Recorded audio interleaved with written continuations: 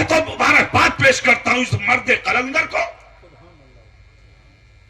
گجرات کی کوکھ سے نکلنے والا وہ شہزادہ جس کے پاس نہ شہرت کی کمی تھی نہ دولت کی, سب کچھ تھا جس کے قدموں میں, مگر زندگی ڈال دی راجستھان والوں کے دامن میں. میں تو یہ کہتا ہوں سید صاحب خود نہیں آئے, بغداد سے غوث اعظم نے بھیجا.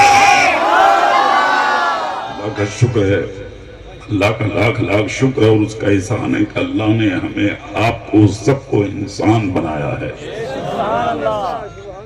ٹھیک ہے, یہ بڑی بات ہے. اللہ چاہتا 18,000 مخلوق اس رب نے بنائی ہے, تو جو چاہتا بنا دیتا. یہ اس کا کرم ہے کہ اللہ نے جانور نہ بنا کے انسان بنایا ہے.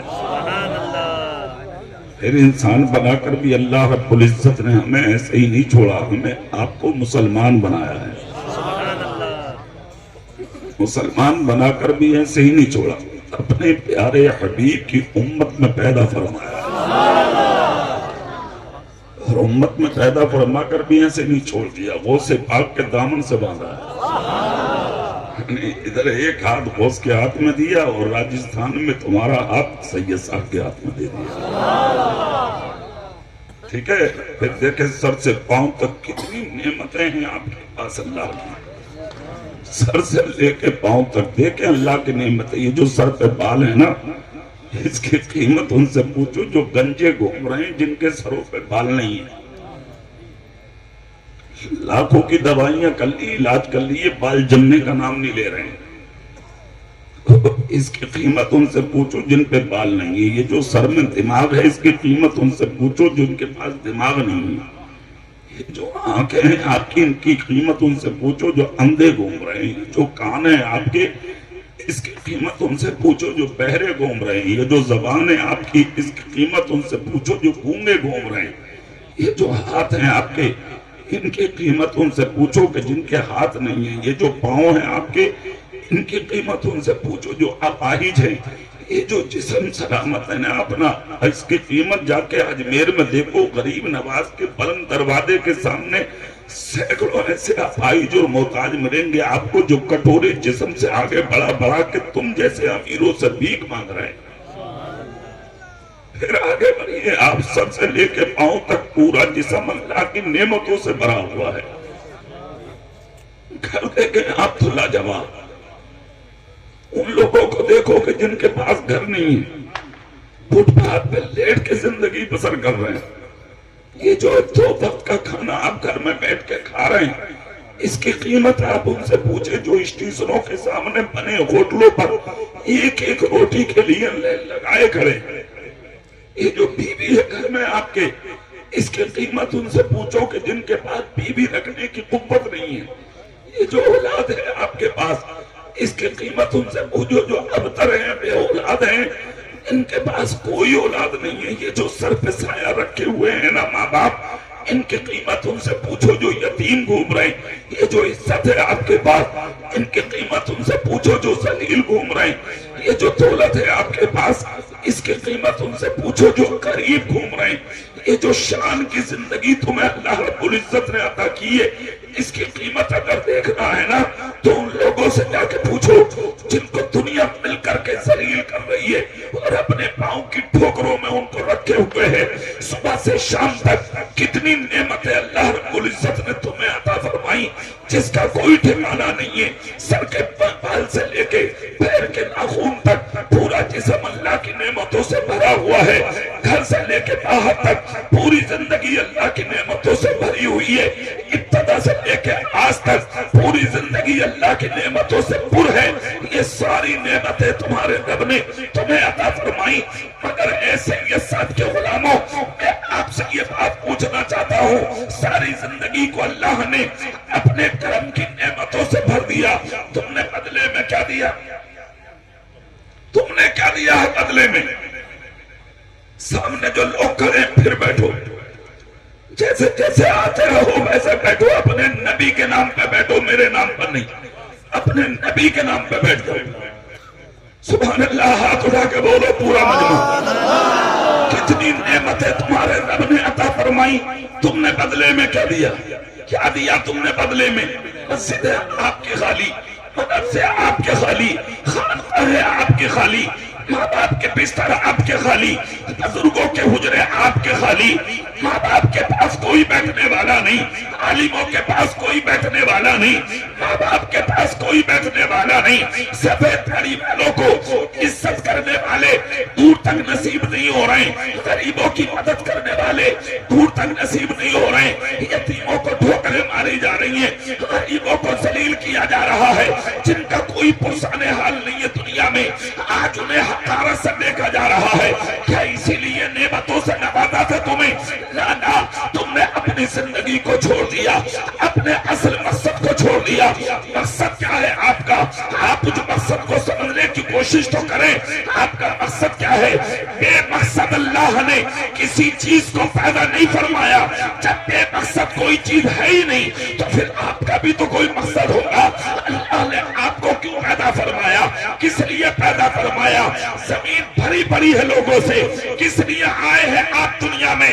آپ زندگی پر تلاش کریں، اگر علم نہیں ہے تو آپ مقصد تلاش نہیں کر سکتے۔ جب آپ اصل منزل پر آؤ گے تو آپ کو پتہ لگے گا آپ کا ایک ہی مقصد ہے، وَمَا خَلَقْتُ الْجِنَّ وَالْإِنسَ إِلَّا لِيَعْبُدُونِ۔ اللہ کہتا ہے ہم نے جنات اور انسانوں کو صرف اپنی عبادت کے لیے پیدا فرمایا۔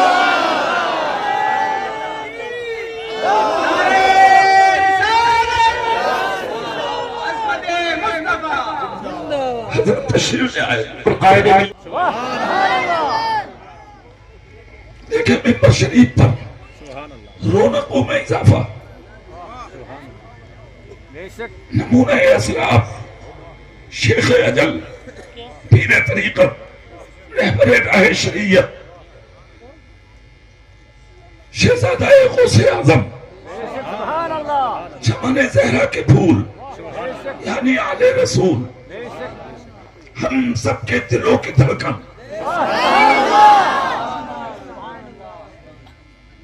جن کے دم بدم چل رہی ہیں اس علاقے میں بہاریں،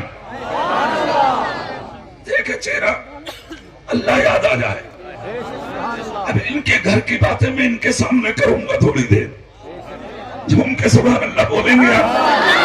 سب سے پہلے دعا کرتے ہیں اللہ اس محفل پاک کی برکت سے حضرت کا سایہ ہم سب کے سروں پہ تا دیر قائم و دائم فرمائے، حضرت کو صحت اور سلامتی عطا فرمائے، جو کرم کے دریا ان کے دم بدم بہ رہے ہیں پروردگار عالم ان میں اور عروج اور بلندی عطا فرمائے۔ چیز لگا کے سبحان اللہ بولے تو میں آگے بات کرتا ہوں، جھوم کے سبحان اللہ۔ سامنے جو لوگ کھڑے ہیں پیچھے والوں کو دقت ہو رہی ہے، آپ لوگ بیٹھ جاؤ، بیٹھو بیٹھو۔ ارے آپ سمجھتے نہیں ہو، ایک حدیث پاک کو سننا اور سن کر میرے نبی کی اس حدیث پر عمل کر لینا 40 سال کی نفلی عبادت سے اچھا ہے۔ سوچو قدر کرو نا بھائی، اس محفل کی کوئی زیادہ لمبا جلسہ نہیں ہے آپ کا، جتنا ہو سکے اس کی قدر کرو۔ آپ جانتے نہیں ہیں میرے رسول کے ایک صحابی ہیں جن کا نام ہے حضرت ابو درزہ، ان کے نام پہ سبحان اللہ بولو تو ایک تاریخ سنا دیں۔ دمشق کی جامع مسجد کے امام ہوا کرتے تھے اس زمانے میں، ہر جمعے کو میرے رسول کی ایک حدیث سناتے تھے، ہر جمعے کو ایک حدیث، اور سننے کے لیے پورا دمشق آتا، گرد و نواح سے ہزاروں لوگ آتے، حدیث پاک کا انتظار کرتے تھے لوگ، کب جمعہ آئے گا، کب نبی کی حدیث سننے کو ملے گی، لوگ انتظار کرتے تھے، اور وقت آتا تھا جمع ہوتے تھے وقت سے پہلے اس حدیث پاک کو سننے کے لیے۔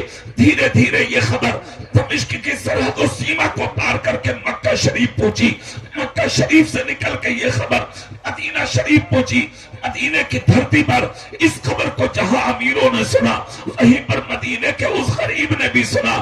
تمہاری اور ہماری نظر میں آج کیا ہے یار، تم تو جہاں موقع لگا وہاں کھڑے ہو جاتے ہو، تم یہی نہیں دیکھتے کہ کوئی بیٹھنے کہہ رہا تو ہم لوگ بیٹھ جائیں، سامنے آلے رسول بیٹھے ہیں، آپ جتنا جلدی ہو سکے اتنا جلدی بیٹھیں گے۔ اس بات کو سن کر میرے رسول کا ایک غلام ہے مدینے میں ساری زندگی غربت میں گزر رہی ہے، اگر کانوں میں ایک آواز آتی ہے کہ حضرت ابو دردہ میرے رسول کے ہر جمعے کو ایک حدیث سناتے، کئی دن سے بستر پہ پڑا تھا غلام، کئی دن سے گھر میں چولہا نہیں جلا تھا، خود بھی بیمار ہیں، بیوی بیمار ہے، بیٹیاں بیمار ہیں، بھوک کی وجہ سے بیٹے بیمار ہیں، گھر میں کئی دن کا فاقہ ہے، مگر خدا کی قسم جیسے ہی کانوں میں آواز آئی کہ دمشق کی سرزمین پر حضرت ابو دردہ میرے آقا کی ایک حدیث سناتے ہیں، بیمار تو تھا مگر نبی کا غلام بستر پہ مچل گیا، ذہن میں ایک بات گھومی، پتہ نہیں اس حدیث میں آقا کی زندگی کا کون سا رخ چھپا ہوگا،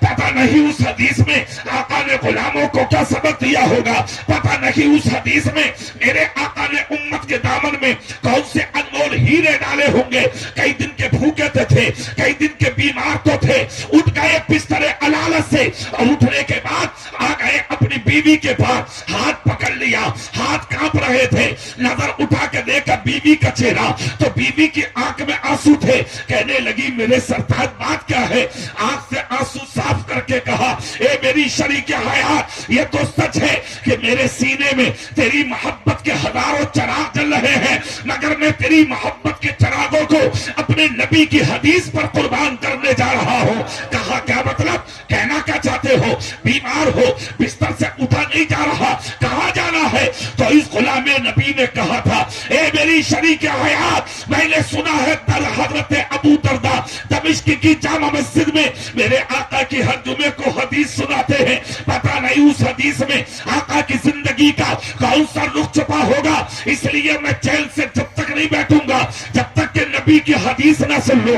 آپ تو جمعے کے دن اگر مسجد میں خطاب ہوگا تو تم اس وقت جاؤ گے جب امام خطبہ پڑھنے کھڑا ہو جائے، تقریر چلی جائے، تقریر نکل جائے، بیان نکل جائے، مسائل نکل جائے، تیری ساتھ پر کوئی اثر نہیں پڑتا، اللہ والے تمہیں آوازیں دے دے کے بلا رہے ہیں، آؤ سنو نبی کی باتیں، تم پر احساس نہیں، عالم بلا رہے ہیں تمہیں احساس نہیں، مگر یہ نبی کا غلام ہے۔ اتنا جب کہا تو بے کرے ایمان بیوی، صبر و استقلال کا مجسمہ بیوی، کنیز فاطمہ بیوی، مدینے کے مصلی پر خدا کی عبادت کرنے والی بیوی اپنے شوہر کے ہاتھوں کو چوم کے کہتی ہے اے میرے سرتاج، اگر تخت کے لیے جاتے نہ بھیجتی، حکومت کے لیے جاتے نہیں بھیجتی، سلطنت کے لیے جاتے نہیں بھیجتی، دولت کمانے جاتے نہیں بھیجتی، مگر بات آ گئی ہے میرے رسول کی حدیث کی تو پھر چلے جائیے، مجھے کوئی غم نہیں ہے، اس لیے کہ اگر اس سفر میں آپ کو موت آ بھی گئی تو قیامت کے دن میرا سر فخر سے اونچا ہو جائے گا، رب کی بارگاہ میں کھڑے ہو کے کہہ دوں گی مولا میں اس مرد قلندر کی عورت ہوں جو تیرے محبوب کی حدیث سننے جا رہا تھا اور راستے میں اس نے موت کو اپنے گلے لگایا۔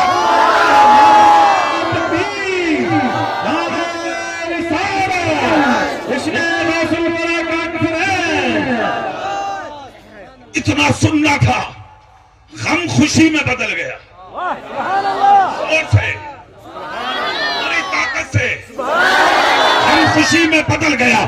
آئے بیٹی کے پاس سر پکڑ کے جھوم لیا، آئے بیٹوں کے پاس سروں پہ ہاتھ رکھا پیار کیا، گھر سے نکل گیا غریب، خدا کی قسم لاغر تھے، نقاہت کا پسینہ پیشانی سے زمین پر ٹپک رہا تھا، دروازے پہ آ کے کھڑے ہو گئے، چاروں طرف غریب نے نظر دوڑائی، کوئی گھوڑا ملے گا بیٹھ کر چلا جاؤں گا، کوئی اونٹ ملے گا بیٹھ کر نکل جاؤں گا، کوئی سواری ملے گی میں چلا جاؤں گا، یا کوئی ساتھی ملے گا انگلی کا سہارا لوں گا اور دمشق چلا جاؤں گا، اپنے نبی کی باتیں سماعت کر لوں گا۔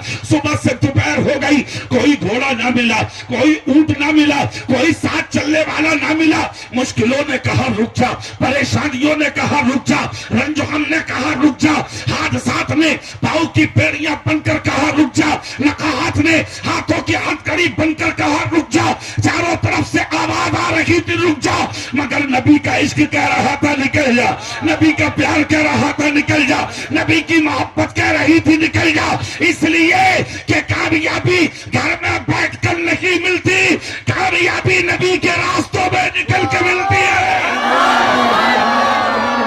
نکل گیا مصطفیٰ کا غلام، پیدل چل دیا، چلتے رہے چلتے رہے چلتے رہے، سفر ہوتا رہا، جہاں نماز کا وقت آتا مصلی بچھا دیتے، جہاں پر نیند آتی زمین پر پتھر کا تکیہ لگا کے لیٹ جاتے. کہاں مدینہ ہے, کہاں دمشق ہے. پیدل چلتے چلتے سرحد قریب آئی, سیما قریب آئی, حسن اتفاق دن جمعے کا مل گیا. جیسے ہی پہنچے ایک بچے سے ملاقات ہو گئی. دمشق کی جامع مسجد کہاں سامنے, ادھر یہ تیاری کر رہے ہیں, ادھر لوگ جمع ہو رہے ہیں جامع مسجد میں, چاروں طرف سے ہزاروں کا مجمع. ان کو جانے میں تھوڑی دیر ہو گئی, اتنی دیر ہو گئی کہ حضرت ابو درداء نے حدیث پاک کو مکمل سنا دیا. دیکھا تو ہزاروں کے مجمع ہاتھ اٹھائے بیٹھا ہے. حضرت ابو درداء منبر پر کھڑے دعا فرما رہے ہیں, مجمع آمین آمین کہہ رہا ہے. یہ بھی پہنچ گئے اور جا کر کے بیٹھ گئے. انہوں نے بھی آمین آمین کہنا شروع کیا, دعا میں شریک ہو گئے. لوگ دعا کر کے پھر واپس جب چلنے لگے تو ایک شخص کا ہاتھ پکڑ کر کہا, مصطفیٰ کا جلسہ کب ہوگا, میرے نبی کی محفل کب سجے گی, میرے آقا کی حدیث کب سنائی جائے گی. اتنا جب کہا تو اس شخص نے چہرے سے سمجھ لیا کہ حدیث پاک کی طرف میں کہیں سے آیا ہوگا. کہا, اے آنے والے, تجھے آنے میں دیر ہو گئی. جلسہ مکمل ہو گیا, خطاب مکمل ہو گیا, حدیث پاک مکمل ہو گئی. اسی کے بعد دعا کرائی جا رہی ہے. اتنا سننا تھا, یہ آواز دل پر اٹیک کی, فوراً گردن جھکی, رونے کی آواز بلند ہوئی جو لوگوں کے سینوں سے پار ہو کے حضرت ابو درداء کے منبر تک چلی گئی. حضرت ابو درداء کوئی عام آدمی نہیں, میرے رسول کے صحابی ہیں. سے بولو, پوری طاقت سے بولو, میرے آقا کے صحابی ہیں. اور خدا کی قسم صحابی کوئی معمولی چیز کا نام نہیں ہوتا ہے. سمجھ رہے ہیں آپ, آج تو لوگ بڑا ہلکا سمجھ رہے ہیں اس لفظ کو, بہت ہلکا سمجھ لیا ہے لوگوں نے اس لفظ کو, عام سمجھ لیا ہے لوگوں نے اس لفظ کو. مگر ان دنیا والوں کو بتا دو, ایک صحابی کا مقام جاننا ہے تو سنو.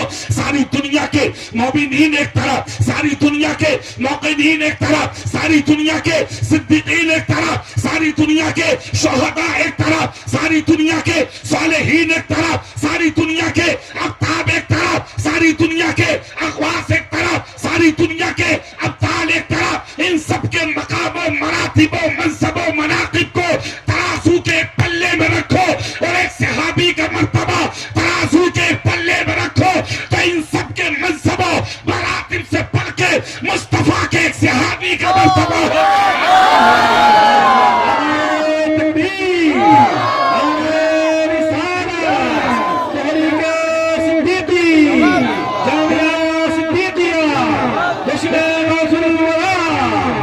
وہی صحابی ہے حضرت ابو درداء. آواز گوشے سماج سے ٹکرائی, انگلی کا اشارہ کر کے بولے, راستہ دو, اس آواز والے سے ملنا چاہتا ہوں. زور سے, زور سے, دل صاف ہونا چاہیے, کرم ہوتے میں دیر نہیں لگتی. اللہ والوں کی نظر کو نہیں پہچان سکتا کوئی. بیٹھے یہاں ہے, نظر کہاں ہے یہ تو یہ جانے یا ان کے ہوش جانے. پہچان لیا حضرت ابو درداء نے, راستہ دو, میں ملنا چاہتا ہوں. پھٹ گئے لوگ, چھوڑ دیا منبر نبی کے غلام کے لیے. آ گئے, دیکھا گرد و غبار میں اٹا ہوا جلوہ, بوسیدہ لباس, سامنے آئے بغیر پوچھے کچھ کہے, سر چوم لیا, ہاتھوں کو چوم لیا, سینے کو چوم لیا, آغوش محبت میں لے لیا, کاندھے سے لگا لیا اور چمٹ کر کہا, جلدی بتا کون ہے, کدھر سے آیا ہے, کہاں سے آیا ہے. اس لیے کہ مجھے تیرے جسم سے میرے رسول کے مدینے کی خوشبو آ رہی ہے. بولو کون ہو. اتنا جب کہا تو سینے سے ہٹ کر کہا, ابو درداء. خوب پہچانا, یقیناً میں مصطفیٰ کے مدینے سے آیا. آئے کیوں ہو, کہا میں نے سنا ہے ہر جمعے کو میرے آقا کی حدیث سناتے ہو؟ کہا ہاں۔ کہا اسی حدیث کو سننے کی للک میں پیدل چل کے پہنچا ہوں، غریب تھا اس لیے سواری سے نہ آ سکا، کئی دن میں سفر کیا، تب کہیں جا کے جامع مسجد کا دروازہ نصیب ہوا، مگر میری قسمت کہ میں نبی کی حدیث نہ سن سکا، نبی کی محفل میں شریک نہ ہو سکا۔ حضرت ابو دردہ کے دل پر اٹیک کیے جملے، آنکھ سے آنسو نکل گئے، سینے لگا کر کہا رو مت، پریشان مت ہو، میرے مہمان ہو، مدینے سے آئے ہو، جتنا ہو سکے گا قدر کروں گا، آنے والے جمعے کا انتظار کرو، اگر اس جمعے کو نہ ملی اگلے جمعے کو حدیث ملے گی۔ سینے سے ہٹ کر غلام بولا ابو دردہ کیا گارنٹی ہے کہ اگلے جمعے تک زندہ رہوں گا؟ کیا ثبوت ہے اس کا؟ حضرت ابو دردہ بولے تب بھی پریشان مت ہو، اور سے دل لگا کے بولو تب بھی پریشان مت ہو۔ کہا مطلب؟ کہا اگر اس ہفتے سے پہلے ہی انتقال کر گئے تو جس دین کے دیوار کے سائے میں تم زندگی گزارتے ہو اس دین پر اچھی نیت پر بھی ثواب ملتا ہے، اگر انتقال بھی ہو گیا تو قیامت کے دن تمہارا حشر نبی کی حدیث سننے والوں کے ساتھ کیا جائے گا۔ اے جلسے میں آنے والوں خود فیصلہ کرو، جو اچھی نیت لے کے نکل جائے حدیث نہ ملے، جب اس کے مرتبے کا یہ عالم ہے تو جو پوری رات نبی کی محفل کو سن لے ان کے مرتبوں کا عالم کیا ہوگا، ان کی شان کا عالم کیا ہوگا، ان کے تقدس کا عالم کیا ہوگا، ان کے مراتب و منصب کا عالم کیا ہوگا۔ میں یہ کہنا چاہتا تھا کہ آج ہم دیکھ رہے ہیں قوم مسلم کے پاس کیا نہیں ہے۔ میں نے جملے یہاں سے شروع کیے تھے، میری تقریر یہیں سے چالو تھی، سبحان اللہ بولو میں پھر وہیں آ جاؤں۔ کیا نہیں ہے تمہارے پاس؟ نظر تو ڈالو آپ، کیا نہیں ہے؟ دولت آپ کے پاس، شہرت آپ کے پاس، عزت آپ کے پاس، تقدس کے ہار آپ کو رب نے دیے، اولاد سے نوازا، بیوی سے نوازا، مکان سے نوازا، جو دعا کرتے رہے تمہارا رب تمہیں عطا کرتا رہا، مگر تم نے کیا دیا ہے بدلے میں؟ مسجدیں خالی کر دی، مدرسے خالی کر دیے، خانقاہیں خالی کر دی، ماں باپ کے بستر خالی کر دیے۔ کون ہے یتیموں کو دیکھنے والا؟ کون ہے غریبوں کو دیکھنے والا؟ کون ہے مشکل زدہ لوگوں کی رہنمائی کرنے والا؟ کون ہے بیماروں کو سینے لگانے والا؟ ہاسپٹلوں میں جا کے دیکھو، تڑپ رہے ہیں بیمار، کوئی پانی پلانے والا انہیں نصیب نہیں ہوتا۔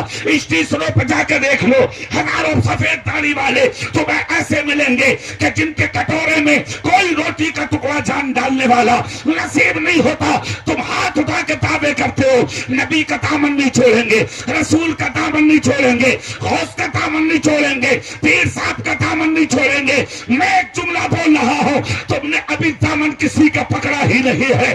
جس دن غوث کا دامن ہاتھ میں آ گیا، جس دن آل رسول سید صاحب کا دامن دل کی گہرائیوں سے پکڑ لیا، خود رات کو بستر پہ بھوکے سونا گوارا کرو گے مگر پڑوسی کو بھوکا نہیں سونے دو گے۔ اور ایک چیز اور بتا دوں، مرنا تو ہے ہی، دنیا سے جانا تو ہے ہی، ایک دن موت کے جان کو پینا تو ہے ہی۔ لوگ آ رہے ہیں جا رہے ہیں دنیا سے، نام ختم، نشان ختم ہوتے چلے جا رہے ہیں، کوئی کسی کو پوچھنے والا نہیں ہے۔ زیادہ زیادہ اگر اولادیں یاد کر رہی ہیں تو میں تو تمہارے 40ویں تک، پھر اس کے بعد ختم۔ بہت سی اولادیں ایسی ہیں جو تمہارے تیجے کے چنوں کے لیے بھی جھگڑے کر رہی ہیں۔ 40ویں میں 1 kg فروٹ لانے کے لیے آپس میں چندے کر رہی ہیں۔ کیا مطلب ہوا اس زندگی کا؟ تم نے جو دلالیاں کی، تم نے جو چوریاں کی، تم نے جو ڈکیتیاں کی، تم نے جو بدماشیاں کی، تم نے جو بھائیوں کے حق مارے، تم نے جو پڑوسیوں پر ظلم کیا، تم نے جو سود اور پیاز کے ساتھ پیسہ کمایا، کیا مطلب ہوا اس کمائی کا؟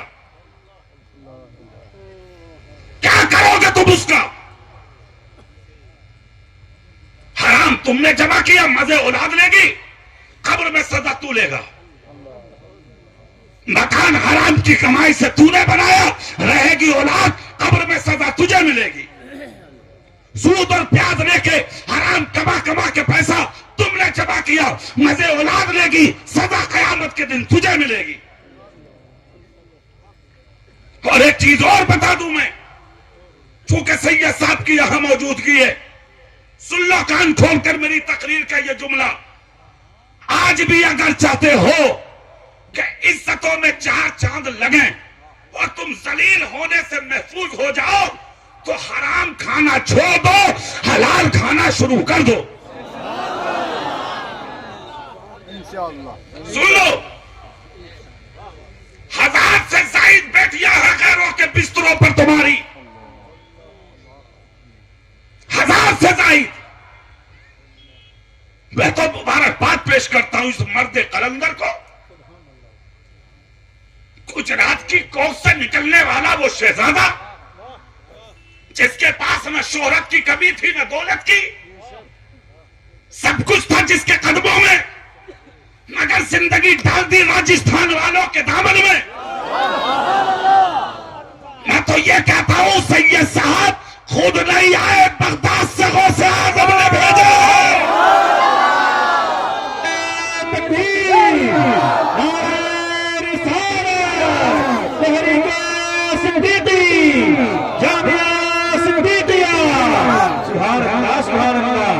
امہات المومنین کے نام سے 11 مدارس کھولنے کا اعلان جو فرمایا، قسم اللہ کی دل خوش ہو گیا سن کے میرا۔ مولانا سکندر نے انگلی پکڑ کے جو مجھے گھمایا ہے جامعہ میں،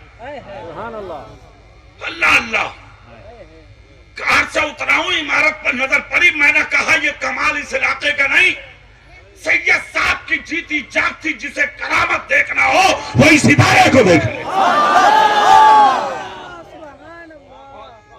یہ لوگ خود نہیں کرتے ہیں یہ کام، خدا کراتا ہے ان سے، اور یہ اللہ والے ہر جگہ نہیں اترتے، یہ وہاں اترتے ہیں جہاں ان کے قدموں کی ضرورت ہوتی ہے۔ ایک بات یاد آ رہی ہے، پھر آگے کی بات کرتا ہوں۔ ایک راستے میں جا رہے تھے سرکار غوث اعظم، تو ایک شخص پڑا ہے زمین پر جس کے منہ سے تھوک اور لال نکل رہا ہے، لوگ گھل کرتے ہیں اور چلے جاتے۔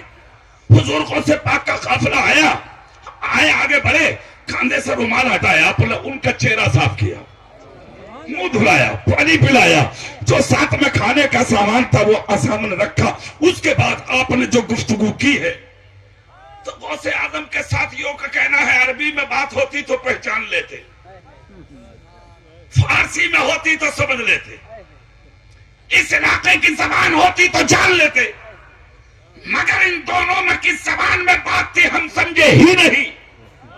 جب دونوں کی بات مکمل ہوئی، یہ بھی مسکرا رہے ہیں، غوث اعظم بھی مسکرا رہے ہیں، دونوں میں مصافحہ معانقہ ہوا۔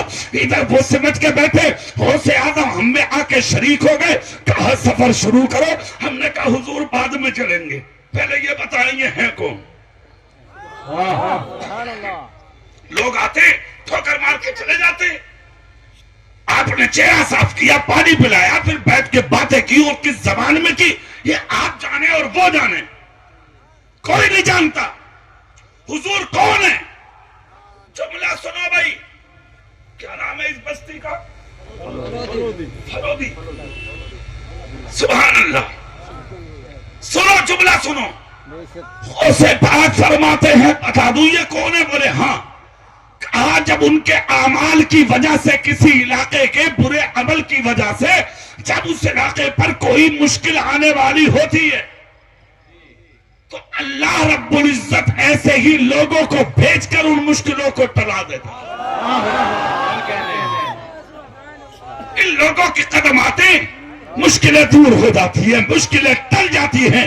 اے راجستھان والوں، اپنی قسمت پر ناز کرو، ورنہ یہ شہزادہ گجرات میں بھی زندگی گزار سکتا تھا، مگر اس زمین پر، اور وہ بھی ان چٹیل میدانوں میں، خدا کی قسم وہاں جہاں کا سفر کرنا بھی مشکل ہو، ایک کوشے میں جا کر کے اتنا بڑا چابیاں قائم کر کے مصطفیٰ کی حدیثوں کو عام کرنا، مصطفیٰ جان رحمت کی شریعت کو عام کرنا، اور پورے راجستھان اور اس کے علاوہ دوسری جگہوں پر تقریباً 250 سے زائد اداروں کو قائم کرا دینا، اس چیز کا ثبوت ہے کہ رہنے والا تو گجرات کا ہو مگر میرے دامن میں فیضان بخش شریف کا بنتا ہے۔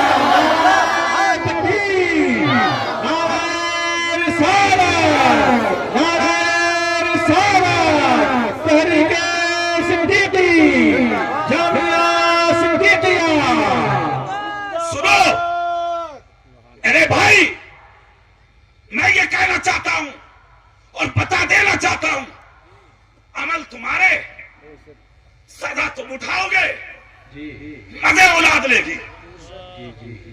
ٹھیک 11 امہات المومنین کے نام سے جو ادارہ بنانے کا اعلان فرمایا، میں تو سمجھتا ہوں یار کیا نظر ہوتی ہے ان اللہ والوں کی۔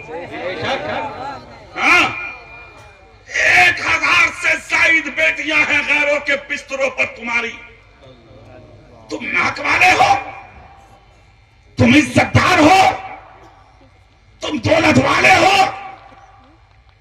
پالی تم نے، پرورش تم نے کی، تمہاری بیوی کی کوکھ میں رہی، 2 سال تک خون دودھ کی شکل میں پیا، 20 سال تک تم نے گھر میں پرورش کی، تھانے میں تمہارے خلاف، کچہری میں تمہارے خلاف، پولیس چوکی میں تمہارے خلاف، سوشل میڈیا پہ ویڈیو بنا کے تمہارے خلاف ڈال رہی ہے۔ مجھے باپ سے جان کا خطرہ، بھائی سے جان کا خطرہ، پڑوسی سے جان کا خطرہ، رشتہ داروں سے جان کا خطرہ، خاندان سے جان کا خطرہ۔ سوال یہ ہے پیٹ میں ماں کے رہی، دودھ ماں کا پیا، پرورش باپ نے کی، زندگی تیری تحریر پر اس نے مکمل کی، 20 سال کی زندگی پوری ہو گئی، آج غیر کی گود میں بستر پہ جا کر وہ تیرے خلاف بولتی ہے۔ میں پوچھنا چاہتا ہوں کیوں؟ اس کی وجہ تلاش کرو۔ ایک ہی وجہ آئی ہے ہمارے دماغ میں، کاش اس کے پاس حضرت فاطمہ الزہرا کی سیرت ہوتی، کیا کہنے ہیں بابا، سیدہ خاتون جنت کی زندگی اگر اس کے دامن میں ہوتی تو تمہاری بیٹی پٹا دوپٹہ اوڑھ کے زندگی بسر کر لیتی، مگر تمہاری عزت کا جلادہ نہیں نکالتی۔ اسی چیز پر نظر گئی ہے حضور غوث پاک کے شہزادے کی، جس نے لغر اٹھا کے بیٹیوں کے مستقبل کو دیکھا اور اعلان کر دیا کہ امہات المومنین کے نام سے 11 ادارے قائم کیے جائیں گے تاکہ بیٹیوں کی عزت بھی محفوظ ہو جائے اور ہماری بیٹیوں کا ایمان بھی محفوظ ہو جائے۔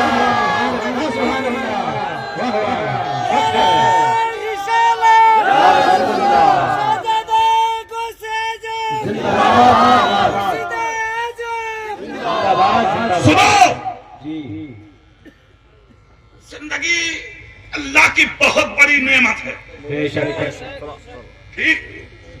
کچھ ایسا کر جو زندگی میں تم مر جاؤ مگر تمہارے نام باقی رہ جائے۔ مرنا تو ہے یار، مگر ایسے ہو کہ مرو کہ جنازے کے پیچھے چلنے والے لبوں پہ نام تمہارا ہو، قبر میں چلے جاؤ تو بستیوں میں ذکر تمہارا ہو۔ تم نے آج دیکھا کہ تم مر جاتے ہو، تمہارے ذکر ختم، تمہاری عورتیں دوسرے شوہر کر لیتی ہیں، ختم، اب تو عزت تک نہیں کر رہی ہیں۔ اچھا بغیر پڑھی مفتنے ایسی ہیں جس نے کبھی مدرسے کا منہ نہ دیکھا، بڑی والی جاہل، ارے تو نئی بات سننے آئی ہے، وہ نئی ہے کوئی، وہ کہہ رہی ہے بولے شوہر کا جب انتقال ہو جائے تو بیوی کو 4 پائی کا پایا پکڑوا کے 11 قدم چلوا دو، عدت ہو گئی۔ لا حول ولا قوت الا باللہ۔ کتنی بڑی بے حیا اور آوارہ ہوگی وہ عورت، کیسا دین میں رکھنا ڈال نہیں ہے۔ یہ صرف علم کی کمی ہے، یہ حیثیت ہے تمہاری، جنازہ اٹھتا ہی تیری حویلی بانٹ لیتی ہے اولاد، تیری دولت کے حصے کر لیتی ہے اولاد، تیری زندگی تقسیم ہو جاتی ہے اولاد میں۔ کوئی ہے جو تیری قبر پر جا کے کھڑا ہو جائے؟ کوئی ہے جو جا کے تیری قبر پہ سورہ فاتحہ یا سورہ یاسین پڑھ دے؟ کوئی نہیں ہے. سنو، مرنا تو ہے ہی، ایسے ہو کہ مرو کہ مر جاؤ مگر تمہاری یادیں باقی رہ جائیں. جنازے روز اٹھتے ہیں، اگر ایک جنازہ اٹھا تھا مدینے میں، زور سے پوری طاقت سے پیچھے والے بھی بولو ہاتھ اٹھا کے، ایک جنازہ اٹھا تھا مدینے میں، نام ہے ابو بکر صدیق، خلیفہ اول. زور سے خلیفہ اول. ایسے بھی لوگ بہت آ رہے ہیں، اب نئے نکل کے آ رہے ہیں. وہ کہہ رہے ہیں نا پہلا نمبر علی کا، ارے تیری ڈوبے برات، بے حیا والا آدمی، شرم نہیں آتی تجھے؟ جس کا نمبر پہلا ہے اس کا نام ابو بکر صدیق ہے. اور سنو، میں نے عرس رضوی کی تقریر میں کہا ہے، نکالو تقریر نکالو اور سنو. میں نے اس سال عرس رضوی میں بھی کہا تھا، کل شریف کے وقت تقریر میں اپنی، میں نے کہا تھا کچھ سید ایسے میدان میں آ رہے ہیں جو اسٹیجوں پر علی علی اپنے سامنے کرا رہے ہیں، اور صحابہ کرام کا نام آتا تو ان کے چہرے نیپال کے بٹووں کی طرح ہو جاتے. میں نے کہا سنو، ان کی سیادت پر شک ہوگا ہمیں، ہم سیادت اسی کی قبول کریں گے جو تہے دل سے ابو بکر صدیق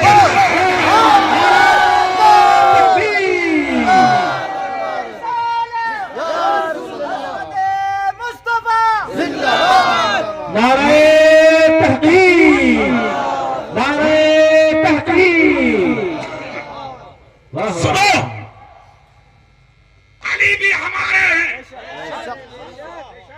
عمر عثمان غنی بھی ہمارے ہیں، ابو بکر بھی ہمارے ہیں، مگر جس طریقے سے ہیں اس طریقے سے ہیں. کسی کے کہنے سے ہم میدان میں نہیں آئیں گے، جس کا جو حق ہے وہ اسے دیا جائے گا. ہاں، کون ہے ابو بکر؟ سبحان اللہ بولو، ایک جھلک دے. اچھا، لوگ کہتے ہیں کہ مولا علی اور ابو بکر کا جھگڑا تھا. کیا ثبوت ہے تجھ پہ بھائی؟ تو نیا مولوی ہے، تو ہے عالم، ارے کس مدرسے میں پڑھ کے آئے ہو تم؟ کس نے کہا کہ جھگڑا تھا؟ ابو بکر صدیق کے وصال کا وقت جب قریب آیا تو سب سے پہلے اپنے قریب حضرت علی کو بلایا تھا ابو بکر نے، اور بلا کر کہا تھا علی یہ خواہش ہے. کہا کیا؟ بولے جن ہاتھوں سے نبی کو غسل دیا انہی ہاتھوں سے ہمیں غسل دینا. زور سے بول کے دکھاؤ. مولا علی نے سنا تو آنکھ سے آنسو بہنے لگے. ابو بکر نے کہا رو کیوں رہے ہو؟ کہا جدائی کی خبر سن کے مجھ سے برداشت نہیں ہو رہا. یہ محبت ہے، یہ پیار ہے، یہ عقیدت ہے، یہ لگاؤ ہے، یہ نسبت ہے، یہ جوڑ ہے. تیرے باپ مر جائے آنکھوں کے سامنے تو نہیں روتا، تیرا جوان بھائی مر جائے تو نہیں روتا، تیرے خاندان میں جنازے تقدس اٹھے تیری آنکھ سے آنسو نہیں نکلتا. ابو بکر کے وصال کی خبر سن کے رو رہے ہیں علی. یہ محبت ہے ان میں. آنکھ سے آنسو نکلے. وصال کا وقت آیا، مولا علی نے غسل دیا، کفن پہنایا، جنازہ اٹھایا. سب سے پہلے مولا علی نے کاندھے پر رکھا، لے کر چلے مدینے کی گلیوں میں. جب لے کے جا رہے تھے مدینے میں تو حضرت ابو بکر صدیق کا جنازہ کاندھے پہ علی کے رکھا. علماء رسول ہیں، اللہ اللہ. مولا علی کے کانوں میں ایک رونے کی آواز آتی ہے کہ رونے والا کوئی مرد نہیں، ایک عورت ہے جو روم کے اندر سے رو رہی ہے. دروازے سے آواز آئی، مولا علی بولے جنازہ رکھو. رونے کی وجہ پوچھ لیں، رونے والا کون ہے؟ یار کیا دل تھے مصطفیٰ کے غلاموں کے. آج تیرا باپ رات بھر روتا رہے، تیری ماں روتی رہے, تیرا بھائی روتا رہے, تیرا پڑوسی روتا رہے, تجھے احساس نہیں. اسلام سنا دوں اسلام کیا ہے.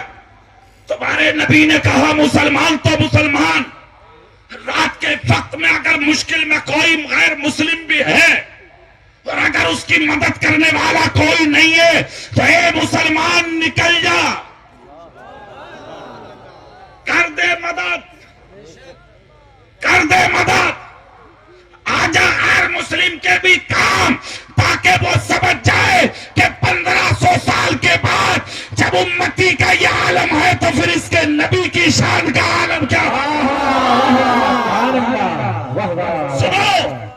سنو سنو جملہ سنو. مولا علی نے کہا جنازہ رکھو, رکھا جنازہ, دروازے پہ پہنچے, دستک دی, اندر سے ایک بچے نے دروازہ کھولا, سر سے پاؤں تک پردہ ڈالے, کنیز فاطمہ کھڑی. مولا علی نے کہا بہن کیوں رو رہی ہو. بہن نے کہا علی میرے رونے کی وجہ دروازے پر رکھ کے آئے ہو. کون؟ بولے ابو بکر صدیق. کیوں رو رہے ہو؟ کہا بتا دوں. بولے ہاں. کہا میں بیوہ ہوں علی, سامنے جو کھڑے یہ میرے یتیم بچے, سر پر شوہر کا سایہ نہیں ہے, 2 سال سے زائد ہو گئے. ایک دن ابو بکر صدیق دروازے سے گزر رہے تھے کہ میں رو رہی تھی اپنی بے بسی پر, تو ابو بکر نے وجہ پوچھی تھی, تو رو کر وجہ پوچھ کر میری ابو بکر صدیق نے کہا تھا بہن رونا مت, جب تک ابو بکر مدینے میں زندہ ہے تیرے بچوں کو کبھی بھوکا نہیں سونے دے گا. کہا علی رو اس لیے لگی ہوں, دونوں وقت کا کھانا اپنے دسترخوان پر کھلاتے تھے ابو بکر صدیق, اور توشہ بنا کے مجھ بیوہ کے لیے بھیجتے تھے ابو بکر صدیق. مگر جب سے سنا ہے کہ آدمی سال ہو گیا اپنی بے بسی پر رو رہی ہوں, مجھ بیوہ کا کیا ہوگا, میرے یتیموں کا کیا ہوگا, اتنا سننا تھا. مولا علی نے فرمایا بہن رو بے مت, ارے یہ تو کرامت ہے ابو بکر صدیق کی کہ دنیا سے جاتے جاتے میرے پاؤں میں بیڑیاں ڈال دی ابو بکر نے. علی بعد میں جانا آگے, پہلے میرا چلا رکھ کے میری بہن کی حالت کو دیکھ لو. اے بہن, اس کا مطلب یہ ہے ابو بکر صدیق چاہتے ہیں مجھے بعد میں دفن کرنا, پہلے میری بہن کی خبر گیری کرنا. اے بہن میں وعدہ کرتا ہوں اب تک یہ ذمہ داری ابو بکر صدیق نے اٹھائی تھی, آج کے بعد یہ ذمہ داری علی اٹھائے گا. روبے مت, آج کے بعد اس ذمہ داری کو میں اٹھاؤں گا. خدا کی قسم 1500 سال ہو گئے تو میں اپنے باپوں کی قبروں کے نشان یاد نہیں, دنیا کے ہر سنی کو ابو بکر اور علی کی قبر کا نشان معلوم. کیوں؟ مصطفیٰ کی شریعت پر عمل پیرا تھے وہ, سچائی کے ساتھ جیے تھے وہ, دیانتداری اور ایمانداری کے ساتھ زندگی پوری کیے تھے وہ. 1500 سال ہو گئے, تم سو کے بھی نہیں اٹھتے. ہر مسجد کے محراب و منبر سے ان کے ناموں کی صدائیں تمہارے دروازوں میں داخل ہو جاتی ہیں. اگر تم چاہتے ہو تمہارے بھی نام باقی رہیں, ذکر باقی رہیں, تو صرف ایک ہی راستہ ہے, اور جانتے ہو وہ کیا ہے؟ سچوں کے ساتھ ہو جاؤ. زور سے نہیں بول رہے, پوری طاقت سے نہیں بول رہے. کس کے ساتھ؟ اچھا, ایک چیز سمجھنے کی, اگر کوئی سچے کے ساتھ ہوتا ہے تو اس کو کچھ ملتا بھی ہے یا نہیں؟ کسی کے ساتھ ہو کے کوئی فائدہ ملتا ہے یا نہیں؟ ایک تاریخ مجھے یاد آ رہی ہے یہاں, چند منٹ میں پوری کر دوں گا. سبحان اللہ بولے, دل سے سننا, مگر دل سے سننا. حالت کفر میں تھے عمر فاروق, بکریاں چراتے تھے جنگل میں. ان کے باپ کا نام ہے خطاب. بکریاں ان کے سوالے نہیں سنبھلتی تھی. فلسطین شام کی طرف ان کے باپ نے روانہ کیا ایک قافلے کے ساتھ. پہنچ گئے فلسطین میں, جا کے قافلے سے بچھڑ گئے. 3 دن تک بچھڑے رہے قافلے سے. چلتے چلتے چلتے چلتے اقصی میں پہنچے. اور مسجد اقصی کی دیوار سے لگے بیٹھے تھے عمر فاروق، گردن جھکی تھی، جوانی کی دہلیز پر قدم رکھ ہی رہے تھے، گردن جھکی بیٹھے تھے، دیوار سے لگے کچھ سوچ رہے تھے، کہاں ہے قافلہ، کدھر ہے میں کہاں، قافلہ کہاں۔ سنیے توجہ سے، سامنے سے ایک شخص آیا، عمر فاروق کا چہرہ اس نے غور سے دیکھا، ایسے جیسے کہ کوئی کتاب پڑھتا ہو، چہرہ دیکھ کر کہا انگلی اٹھا کے، کیا آپ عمر ہیں؟ کہا ہاں میں عمر ہوں۔ کیا خطاب کے بیٹے ہیں؟ ہاں میں خطاب کا بیٹا ہوں۔ اچھا، کیا آپ مکے سے آئے ہیں؟ ہاں میں مکے سے آیا ہوں۔ تو اس شخص نے کہا عمر خواہش تھی اگر پوری کر دو۔ کہا کیا؟ بولے میری دعوت قبول کر لو۔ حضرت عمر بولے تمہیں دعوت کی پڑی ہے؟ میں 3 دن سے اپنے قافلے سے پچھڑا ہوا ہوں، رو رہا ہوں اپنے مقدر پر، کیسے میری دہلیز میرے ہاتھ آئے گی؟ اس شخص نے کہا رونا بند کرو، اب لک نسل کا گھوڑا ہے میرے پاس، 3 دن کا سفر چند گھنٹوں میں پورا کرانے کی ذمہ داری میری، تم دعوت قبول کرو۔ حضرت عمر نے جب دیکھا اس کا چہرہ تو سچائی کے کچھ نمودار آثار نمودار ہوئے۔ حضرت عمر نے کہا چلو ٹھیک ہے، مجھے دعوت قبول ہے۔ چلے گئے، دعوت کے لیے اس نے بہترین کھانے بنوائے، عمر کے سامنے رکھے، انہوں نے کھائے۔ اس کے بعد عمر نے بولے چلو بھائی گھوڑا نکالو اور مجھے پہنچاؤ۔ اس شخص نے کہا میں وعدہ خلافی نہیں کروں گا۔ غلام سے کہا بھائی گھوڑا لاؤ۔ غلام ادھر گھوڑا لینے گیا، وہ شخص اندر گیا اور پرانے دستاویز نکال کے لایا۔ وہ آج کی زبان میں کہیے رجسٹری زمینوں کی، وہ نکال کے لایا پرانے دستاویز اور لا کر عمر کے سامنے رکھ دیے۔ حضرت عمر بولے یہ کیا ہے؟ کہا دستاویز ہے میری زمین و جائیداد کے، کیا کروں؟ کہا عمر دعوت کھا لی، میں آپ کا وعدہ پورا کروں گا، تم ایک کام کر دو۔ کہا کیا؟ بولے تم اس پہ یہ لکھ دو، دستخط کر دو اپنے۔ کیا کر دو؟ بولے یہ لکھ دو کہ جب تم اس علاقے کے بادشاہ بنو گے، حاکم بنو گے، تو میری زمین پر ٹیکس نہیں لو گے۔ حضرت عمر نے چہرہ دیکھا اور چہرہ دیکھ کر کہا کہ تمہارا دماغ ٹھیک بھی ہے کہ نہیں؟ تم کس عمر کی بات کر رہے ہو؟ میں خطاب کا بیٹا ہوں اور مکے سے آیا ہوں۔ اس شخص نے کہا ہاں ہاں میں جانتا ہوں، مکے والے ہی عمر کی بات کر رہا ہوں، لکھ دو۔ حضرت عمر بولے مذاق مت کرو، بہت مشکل میں ہوں میں، مت کرو مذاق مجھ سے۔ وہ شخص مسکرایا اور مسکرا کے بولا عمر جب مذاق کر رہا ہوں تو مذاق میں ہی لکھ دو، مگر لکھ دو۔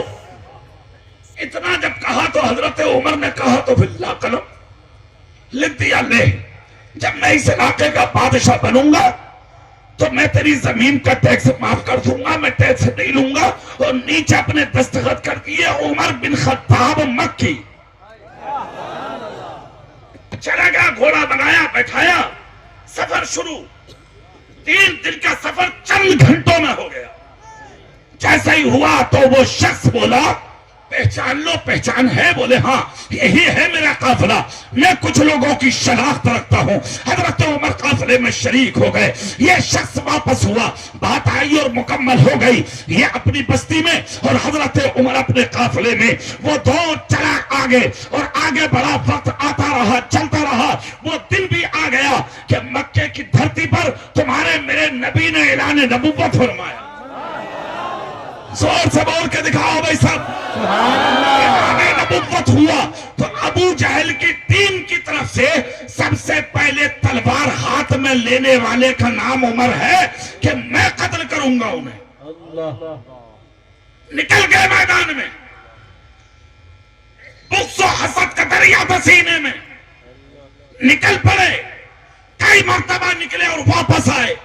ایک دن چلال میں جا رہے تھے عمر، سامنے سے کسی نے روک کے کہا بہت لال ہو، کیا بات ہے؟ بولے جا رہا ہوں آج ان کے پاس۔ بولے بعد میں جانا، پہلے اپنی بہن اور بہنوئی کو دیکھو۔ کیوں؟ بولے وہ اسی نبی کا کلمہ پڑھ کے مسلمان ہو گئے۔ عمر بھاگے، بہن کے گھر جا کے دروازے پر ٹھوکر ماری، دیکھا تو بہن قرآن پڑھ رہی ہے۔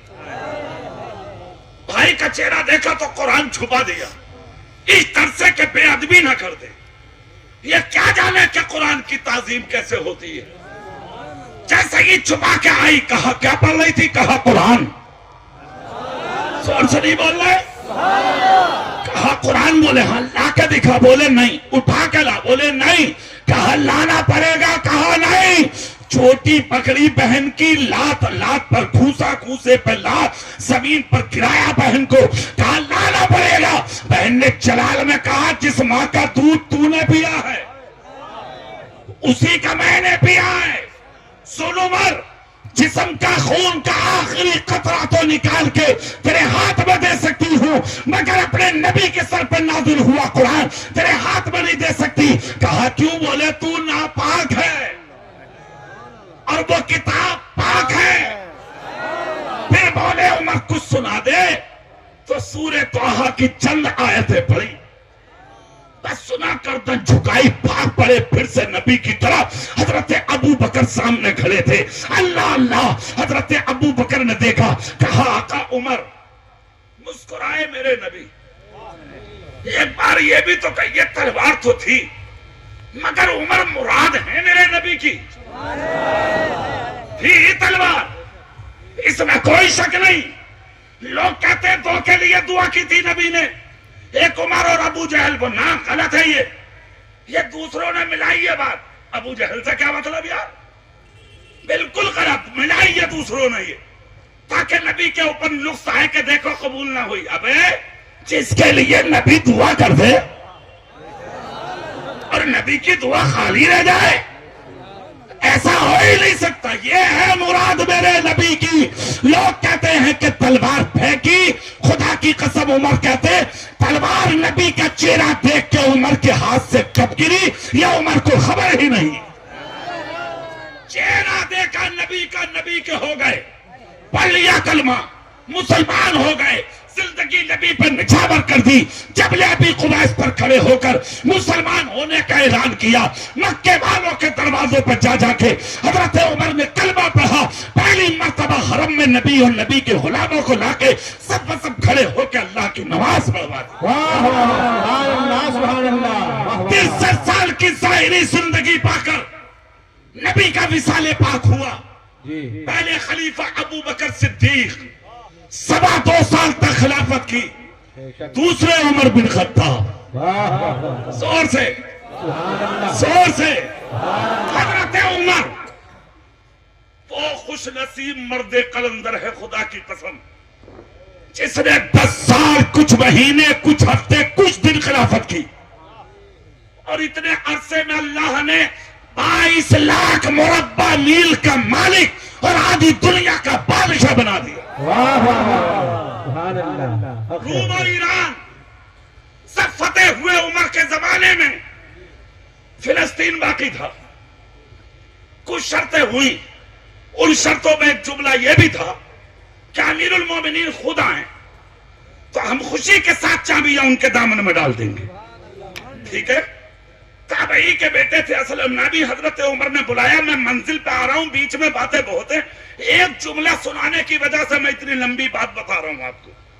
سبحان اللہ بولے جلدی. حضرت عمر نے بلایا, بھائی سفر کرنا, فلسطین چلنا. بولے حضور ٹھیک ہے. حضرت عمر بولے بھائی ایک شرط ہے. کہا کیا؟ کہا کہ گھوڑا تو ہے ایک اور سوار ہیں 2, اب ایک ساتھ تو بیٹھنا نہیں ہے. کہا حضور کیسے؟ کہا سنو ایسا ہوگا, رات کو آپ بیٹھا کرو گے تو نکیل میں پکڑ کے چلوں گا, اور دن میں وہی رات کو ہم بیٹھا کریں گے تو نکیل تم پکڑو گے, اور دن میں تم بیٹھو گے تو نکیل ہم پکڑیں گے. حضور جیسے آپ کا حکم. چلیے سفر شروع ہو گیا. چلے, فلسطین کی سیما قریب آئی, صدر گیٹ آیا. پہلے ہی لوگوں نے بتا دیا امیر المومنین آ رہے ہیں. ہزاروں لوگ صدر گیٹ کے باہر آ گئے. اتفاق دیکھے کہ تابعی کے بیٹے جو اسلم نامی غلام تھے, ان کا نمبر آیا گھوڑے پہ بیٹھنے کا, اور حضرت عمر کا نمبر آیا نکیل پکڑنے کا. تو غلام نے کہا حضور ایک عرضی تھی بارگاہ میں, اگر قبول ہو جاتی. کہا کیا؟ حضور ہزاروں لوگ آپ سے ملاقات کے اور آپ سے ملنے کے مشتاق ہیں. سرکار ہزاروں کھڑے ہیں صدر گیٹ میں. سفر جیسے بھی ہوا آپ کے حکم کے مطابق ٹھیک رہا, مگر اب نمبر گھوڑے پہ بیٹھنے کا میرا ہے, نکیل پکڑنے کا آپ کا ہے. حضور میں بیٹھ کر جاؤں گا, آپ نکیل پکڑ کے جائیں گے, یہ میری غیرت کو گوارا نہ ہوگا. حضور آپ کریں ایسا, آپ بیٹھ جائیں, میں نکیل پکڑ کے چلوں. کیا عدل ہے عمر کا, اور سے بولو. اس کو کہتے ہیں نبی کا غلام. پیچھے مڑے غلام کی نظروں میں نظر ڈال کے کہا, جانتے نہیں ہو کہ میں عمر ہوں؟ اور اس میں کوئی شک بھی نہیں. اشارہ کر دے عمر تو رکا ہوا دریائے نیل چالو ہو جائے قیامت تک کے لیے. مدینے میں بیٹھ کے چادر ہلا دے تو اللہ کی آگ بجھ جائے. کوئی ہوئی چیز کے لیے حکم کر دے تو منٹوں میں عمر کے دامن میں آ جائے. حضرت عمر جلال میں بولے, خبردار, عدل عدل ہے, انصاف انصاف ہے. تم گھوڑے پہ بیٹھو گے, ہم نکیل پکڑ کے چلیں گے. سہم گئے, غلام بیٹھ گئے گھوڑے پہ. حضرت عمر نے نکیل پکڑ لی, چلے گئے. صدر گیٹ کے قریب پہنچے تو ہزاروں لوگ, اللہ اللہ. کچھ لوگ تو بھاگ پڑے کہ جو گھوڑے پر ہے یہ امیر المومنین ہے. ایک سفید داڑھی والے بزرگ کھڑے تھے, ہاتھ کا اشارہ کر کے کہا, رکو فلسطینیوں. کہا مطلب؟ کہا یہ جو میرے ہاتھ میں کتاب ہے اسے مانتے ہو؟ بولے ہاں. کہا جب اس دھرم کو, اس دھرم کی کتاب کو مانتے ہو تو اسی میں لکھا ہے کہ نبی کا دوسرا خلیفہ امیر المومنین نام عمر بن خطاب ہوگا. جب فلسطین کے صدر گیٹ کے قریب آئے گا تو اس کی عاجزی, انکساری اور عدل کا عالم یہ ہوگا کہ غلام گھوڑے پہ ہوگا اور امام نیچے ہوگا. اگر بات ایسی ہے تو پوچھ لو. اور اس کے بدن پہ جو قمیض ہوگی اس میں تقریباً 17 یا 19 پیمد ہوں گے. پبلک آگے بڑھی, جا کے جب کرتے میں دیکھا تو جبے میں 17 پیمد تھے, اور جا کر انگلی پکڑ لی. کیا آپ عمر بن خطاب ہیں؟ کہا ہاں میں عمر بن خطاب. خدا کی قسم, ہزاروں لوگ جو کچھ باتیں کرنا چاہتے تھے, کسی نے کوئی بات نہ کی, کچھ نہ پوچھا. کہا دیر مت کرو, کلمہ پڑھا اور مسلمان بنا لو. پڑھا لیا کلمہ, ہو گئی پبلک مسلمان, فلسطین میں داخل ہو گئے. قیام فرمایا. ایک دن ایسا بھی آیا کہ حضرت عمر مسجد اقصی کی اسی دیوار سے ٹیک لگائے بیٹھے تھے جو کبھی حالت کفر میں آئے تھے, اور آج امیر المومنین بن کے آئے. بیٹھے تھے, گردن جھکی تھی, تنہا تھے. سامنے سے ایک شخص آیا اور اتنا نقاہت کا مارا کہ وہ 2 لوگوں کے کاندھوں پہ ہاتھ رکھے ہوئے, ادھر ہاتھ ادھر کے کاندھے پہ, ادھر کے پیر گھسٹتے آ رہے ہیں زمین پر. آئے سامنے اور حضرت عمر کے سامنے کھڑے ہو گئے. غور سے چہرہ دیکھ کر, ٹکٹکی باندھ کے چہرہ دیکھ کر حضرت عمر نے بھی اوپر گردن اٹھائی تو انہوں نے کانپتا ہوا ہاتھ اٹھایا. عمر ہو گئی تھی, انگلی اٹھا کر کہا کہ آپ عمر ہیں؟ بس اتنی آہستہ بولو گے تم, اتنی طاقت سے بول سکتے ہو کہ آپ عمر ہیں؟ عمر کے دماغ میں گھنٹیاں بجی کہ یہ آواز کبھی اس دیوار سے میں لگ کے بیٹھا تو ایک بار اور آئی تھی, اور آج پھر وہی آواز.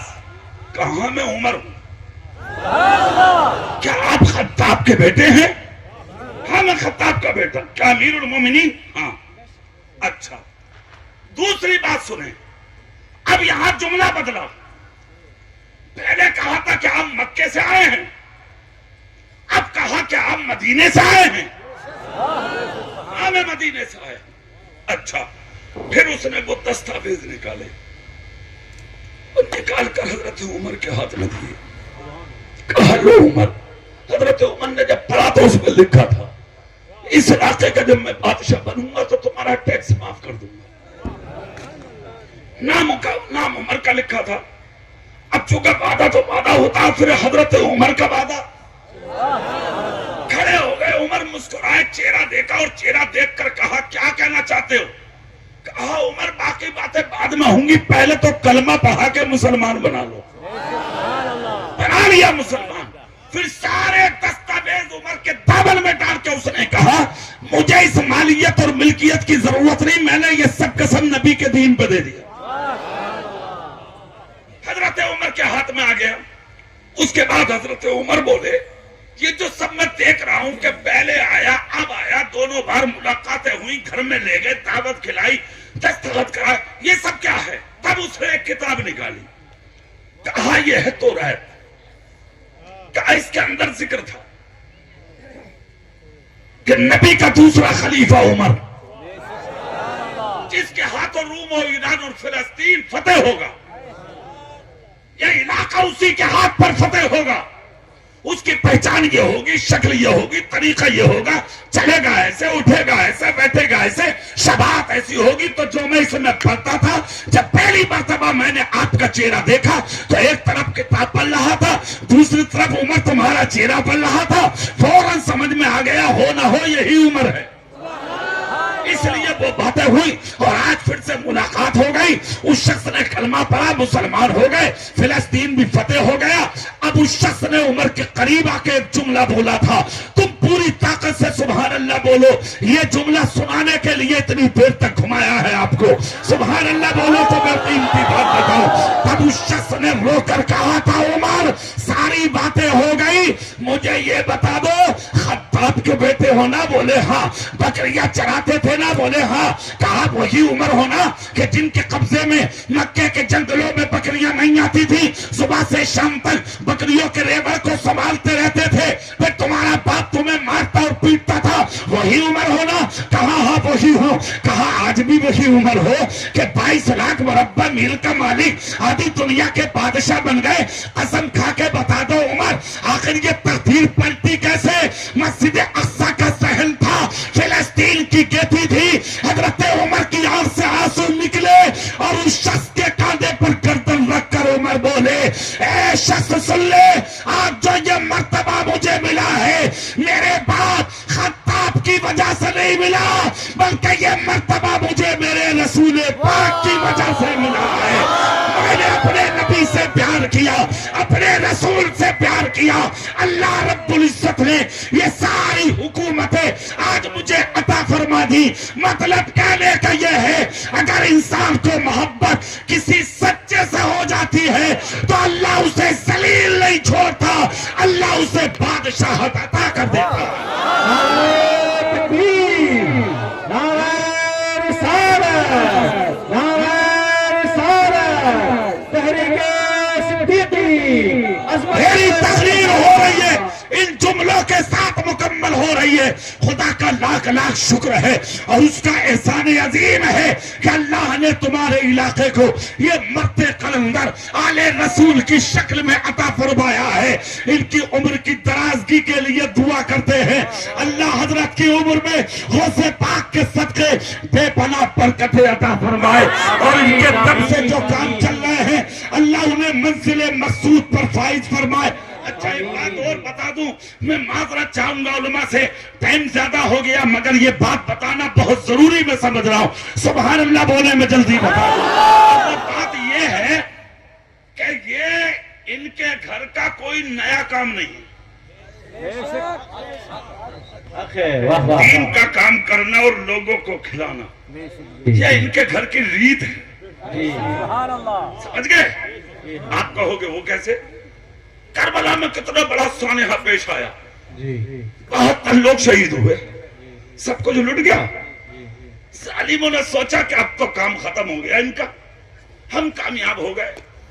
میں اپنی تقریروں میں ایک بات بولتا ہوں اور یہ علماء بھی بولتے ہیں، غریب سمجھ کے کسی کو ستانا مت، اکیلا سمجھ کے کسی کو مارنا مت، تنہا دیکھ کر کسی پر چلنا مت، کوئی مشکل میں ہو تو ہنسنا مت، اپائج یا محتاج ہو تو اسے دیکھ کر تڑپتا ہوا آگے نکلنا مت۔ اللہ کی پکڑ بہت سخت ہے، اللہ کی پکڑ جب اترتی ہے تو پھر کوئی ظالم بچتا نہیں ہے۔ کوفہ والوں نے یہی سمجھا تھا کہ ہم کامیاب ہو گئے، مگر سنو امام پاک کی شہادت کے بعد ایسی ہوا چلی لاکھوں مر گئے کوفے میں، ایسی بیماری پھیلی کہ باپ نے بیٹے کو پھینکا اور بیٹے کو باپ نے پھینکا. پھر جو بچے مختار بن عبید اللہ ثقفی آیا تلوار کھینچ کر, جس نے 6,500 لوگ اپنی تلوار سے قتل کیے. پھر اس کے بعد اس نے کہا بھائی مجھے ایک شخص کی تلاش ہے. بولے کس کی؟ بولے سنان ابن انس کی.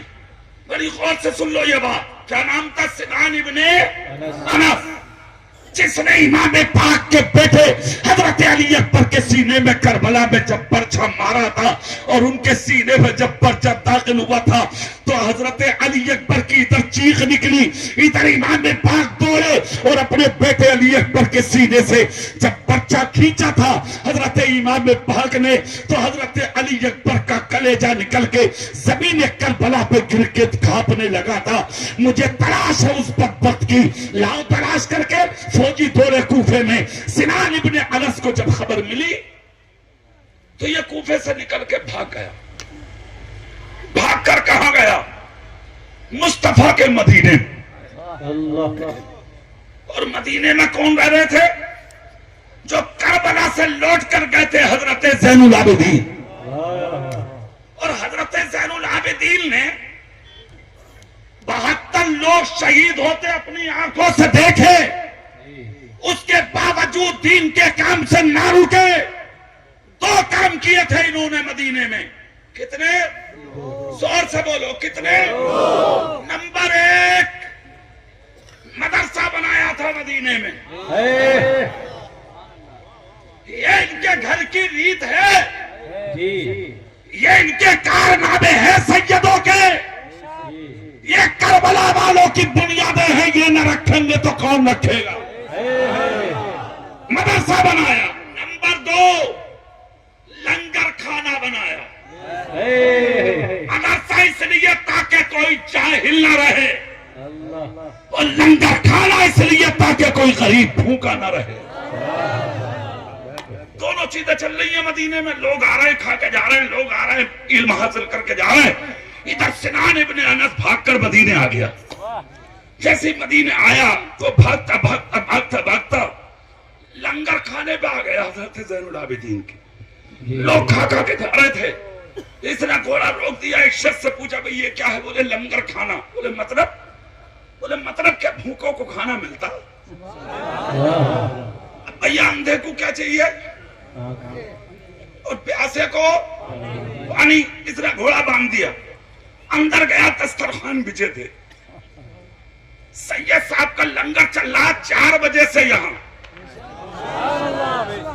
تو کھانے والے کہہ رہے ہیں ارے میاں جتنا کھا رہے ہیں پیٹ ہی تو نہیں بھر رہا. لاجواب کھانا. جب ان کا لنگر ایسا ہے تو امام حسین کے بیٹے کا کیسا ہوگا؟ سنو, یہ ریت وہی کی ہے. یہ بھی بیٹھ گیا, مگر جب بیٹھ رہا تھا کھانے تو حضرت زین العابدین کی نظر پڑ گئی. ارے میرے بھائی کا قاتل سنان ابن انس. خون اتر آیا آنکھوں میں. آگے بڑھنا چاہتے تھے, جا کر پوچھے یا بدلا لیں, مگر کیا گھرانہ ہے یہ, کیا شان ہے ان کی. گالیاں دینے والوں کی سن کے بھی خاموش بیٹھ جاتے ہیں. یہ کوئی پتھر مار دے تو پلٹ کے پتھر نہیں مارتے ہیں. یہ فیصلے اللہ پہ چھوڑتے ہیں. مار, مگر بعد میں جو تیرے پاس مار پڑے گی وہ تو جانے گا اور تیری نسلیں جانیں گی. ہم نہیں جانتے. یہ جا رہے تھے, آگے آنکھوں میں خون اترا. بدلا لے. اتنے میں میرے نبی کے گنبد سے ہوا کا جھونکا نکلا. رحمت والی فضا اٹھی, ہوا اٹھی, گھٹا اٹھی. جھونکا گنبد خضرا سے نکل کے زین العابدین کے گھر تک آیا. لنگر کھانے میں داخل ہوا اور وہ رحمت کا جھونکا زین العابدین کی آنکھوں سے آ کے مس پلک نیچے آئے. خون نور میں تبدیل ہو گیا اور اسی جھونکے سے آواز آئی بیٹے غصہ مت کرو, بھوکا ہے تبھی آیا ہے، پیاسا ہے تبھی آیا ہے، مشکل میں ہے تبھی آیا ہے، پریشان ہے تبھی آیا ہے۔ اے بیٹے کھلا دے۔ دشمن تھا، بھائی کا قاتل تھا، کھانا اٹھایا پلیٹ میں رکھ دیا، پھر پلٹ کے آئے، پلیٹ خالی تھی، پھر رکھ دیا، پھر پلٹ کے آئے، پھر رکھ دیا۔ اس شخص کی نظر اٹھی، اس نے جب دیکھا تو بدن کانپ گیا۔ ارے علی اکبر کے بھائی ہیں یہ تو، جن کے بھائی کا قتل کیا تھا میں نے، مار دیں گے، مدینے پہ حکومت ہے، میرے گوشت کے ٹکڑوں کو کتے نوچ لیں گے، کیا کروں کدھر جاؤں؟ یہ سوچ رہا تھا، دل میں دھڑکنیں بڑھ گئیں۔ حضرت زین العابدین نے اسے دیکھا، اس نے زین العابدین کو دیکھا، اس نے سوچا یار انہوں نے مجھے پہچانا نہیں، اگر پہچان لیتا تو اتنی محبت سے نہیں کہتے کہ اور کھاؤ اور کھاؤ اور کھاؤ، اس کا مطلب پہچانا نہیں۔ یہ رات کو رک گیا، دوسرے دن رک گیا، 3 دن جب پورے ہو گئے تو دماغ میں کیڑے نے کاٹ لیا، چور چور ہو نا۔ دل میں آیا کہ اگر کسی نے خبر دے دی تو زندہ نہ چھوڑیں گے، بھاگ لو۔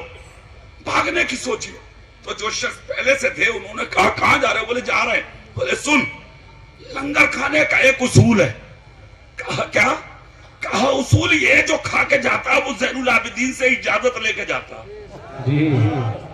تو بھی لے لے۔ اس نے سوچا رہے تو اچھے، ارے بھائی 3 دن تک تو میں بھیڑ میں تھا، نہ پہچانا ہوگا، جب نظر سے نظر ملے گی تو ظاہر ہے پہچان لیں گے، بھائی کا قاتل ہوں، کوئی معمولی تو ہوں نہیں، مگر سوچا بھائی جانا پڑے گا، جو ہوگا ہو جائے گا۔ قریب پہنچ گیا، حضرت زین العابدین سے بولا حضور 3 دن سے ہوں یہاں، جانا چاہتا ہوں، کیا گھرانہ ہے میرے نبی کا؟ مسکرا کے بولے کام کرو گے؟ بولے کیا؟ بولے 3 دن سے اپنی مرضی سے تھے، آج کا دن ہماری مرضی سے رک جاؤ۔ اس نے سوچا کام بن گیا، انہوں نے اب بھی مجھے نہیں پہچانا۔ 4 دن رکا، چوتھی صبح جب نمودار ہوئی تو آیا، زین العابدین سے اجازت لی، فرمایا جا چلا جا۔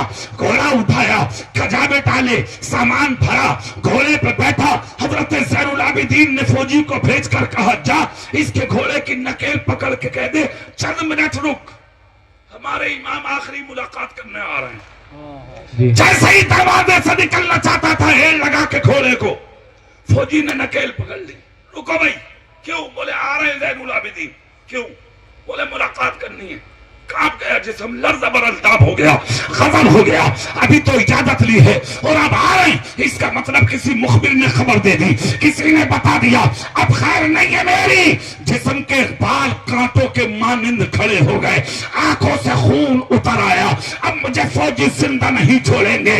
ڈر کی وجہ سے اس نے پیچھے مڑ کے دیکھا، کتنے فوجی آ رہے ہیں، کتنے لوگ آ رہے ہیں، کتنی تلواریں لا رہے ہیں، کتنے نیزے لا رہے ہیں، کس حالت میں آ رہے ہیں۔ خدا کی قسم، اس مجمع میں آئے ہوئے سندھ دل سنیوں، دیکھو جملہ، اس نے جب پلٹ کے دیکھا تو کیا دیکھتا ہے؟ کوئی فوجی نہیں، کوئی تلوار نہیں، کوئی نیزہ نہیں، کوئی بھالا نہیں، اکیلا آ رہا ہے امام پاک کا شہزادہ حضرت زین العابدین، اور وہ بھی تلوار لے کے نہیں آ رہے ہیں، اس انداز میں آ رہے ہیں، ایک ہاتھ میں کھانے کا توشہ ہے اور دوسرے ہاتھ میں پانی کی چھال ہے۔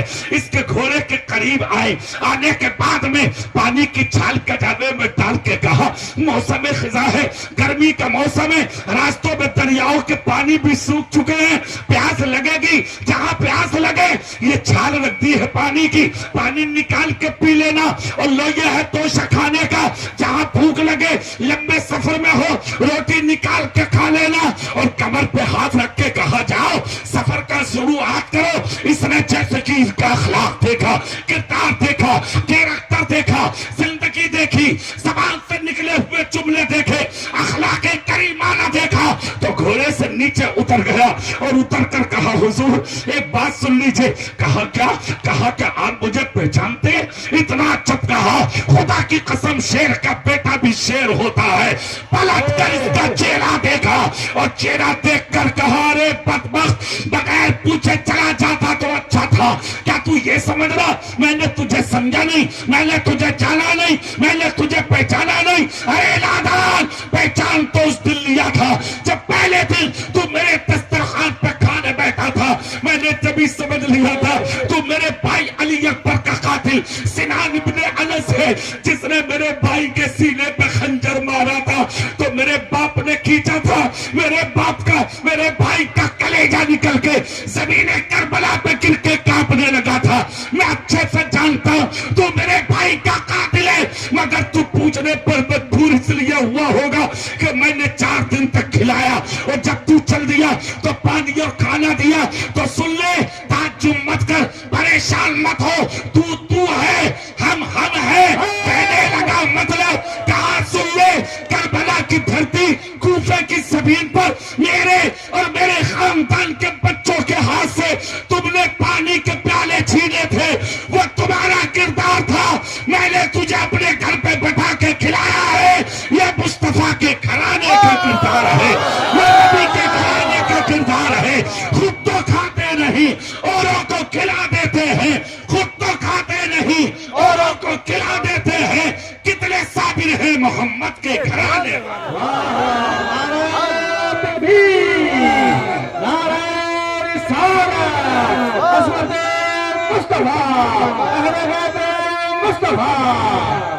میری تقریر مکمل ہو گئی.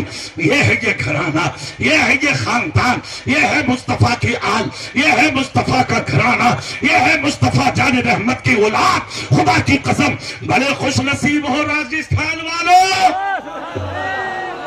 تمہاری تقدیر کو سلام، تمہارے نصیبے کو سلام، تمہارے مقدر کو سلام. اللہ نے انہیں نعمت بنا کر کے تمہارے دامنوں میں ڈالا. بڑی بات ہے، بڑی بات ہے. لگے رہو، پیار کرتے رہو، محبت کرتے رہو. اس محفل کو نسبت غوث اعظم سے 16 سال کی عمر میں ایک ڈکیت سامنے جس نے قافلہ لوٹا تھا، اس نے کہا تھا سینکڑوں لوگوں کے بیچ میں، تم سب لٹ گئے یا کوئی باقی ہے؟ 16 سال کے غوث اعظم بولے میں باقی ہوں. آنکھیں چھنی آ گئی دیکھ کے. کچھ ہے پاس؟ بولے ہاں. کیا ہے؟ بولے آجا.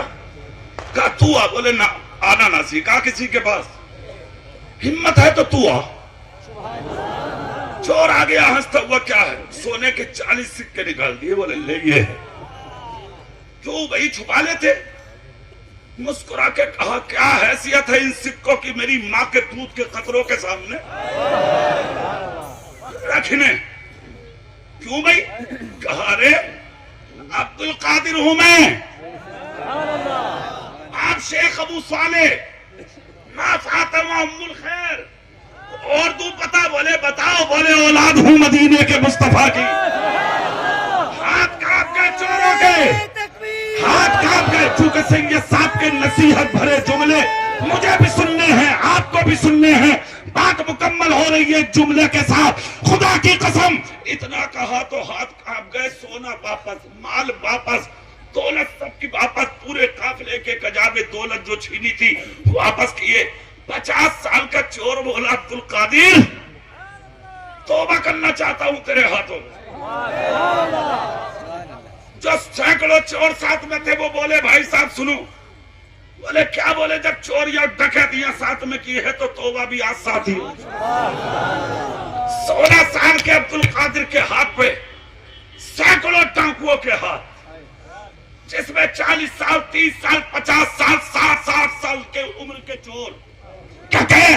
اور ادھر 16 سال کے میرے رسول کا خاندان، خاندانی یہ جوان بچہ 16 سال کے عبد القادر نے پکڑ لیا ہاتھ. انہوں نے کیا کہا تھا جانتے ہو؟